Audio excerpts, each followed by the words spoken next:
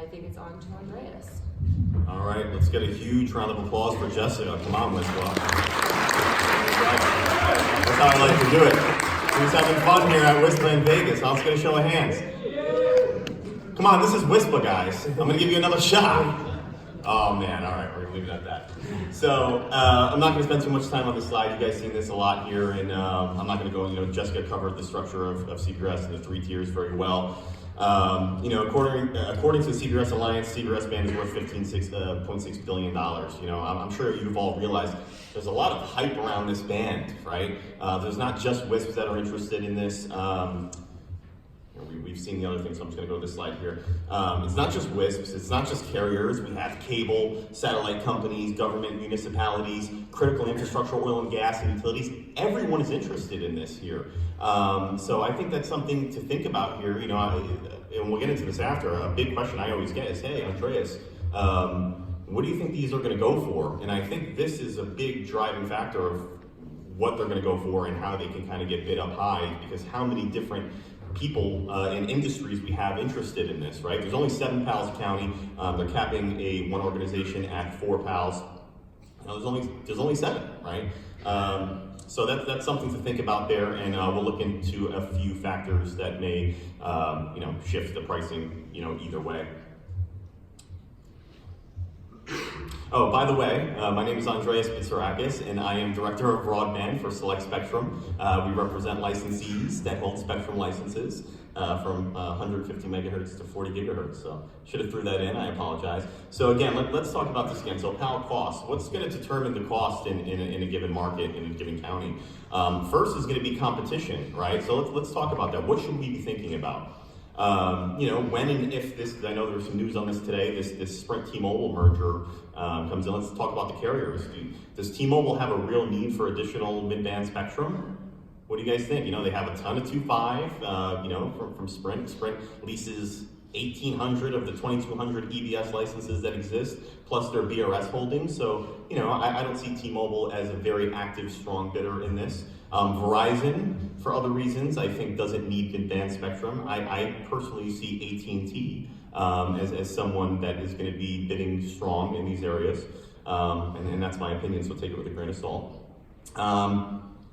Infrastructure, existing assets, I'm going to use 2.5 as a comparison. Maybe it's not the greatest comparison, but it's the closest thing I think we have. CBRS is not going to propagate as well as 2.5 does for a variety of reasons, especially the incumbents in the power limits. So that's something to think about right there. Equipment, you got to think, what is this going to cost you at the end of the day? We're talking about the spectrum, we're talking about the SaaS fees. We have to think about what the equipment's going to cost as well, and we're going to jump into that in a couple slides. I listed Google, being that I believe that they're the only SaaS that has made their pricing public thus far. So $2.25 per household. That's, and I believe, if I'm not mistaken, I don't think I think you have to inquire for pricing per base station. But I mean, do the math. Let's just mark it down to $2, easy math. You have 30,000 subs. That's a lot of monthly money to the SaaS, right? In addition, you're paying for the spectrum and everything else. CPI, the certification to get this installed, $5.99. I think I've seen one rate $5.95, so you might be able to save $4. But anybody that's installing this is going to have that as well.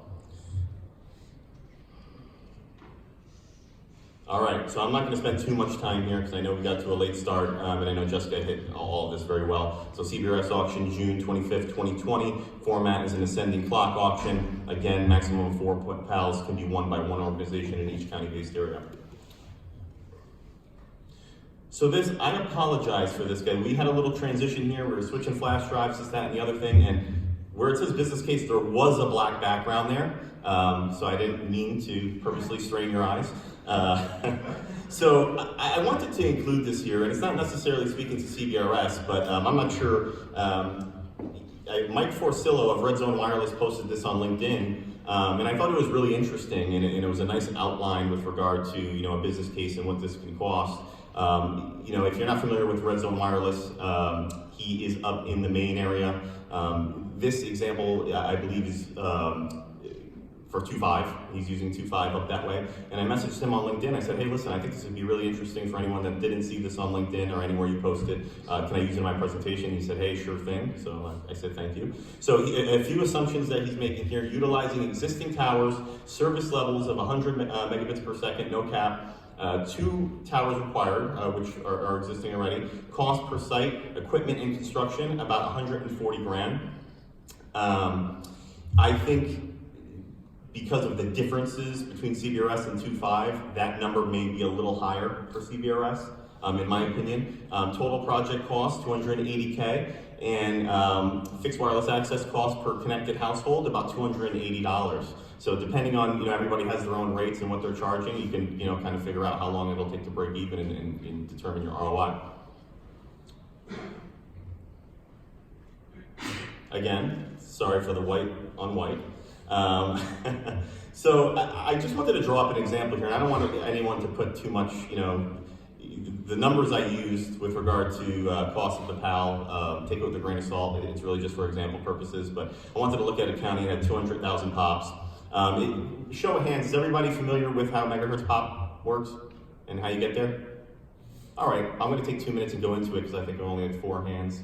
I see some other people that I know how it works that didn't raise a hand. So anyway, how you get megahertz pop, that's basically the unit of measurement, what gallons are to water, what cores are to wood, and how you make offers for the spectrum. And basically, you're going to be using these unit rates if you decide to participate in the auction. So how you get there is you're going to multiply the capacity of the license. Remember, one PAL license has 10 megahertz by the population. So in this case, the population of the county, so 200K, you got 2 million megahertz pops, right? So really easy equation. Not the greatest at math, I put it together. So for this example also, we're using cost of PAL 5 cents per megahertz pop.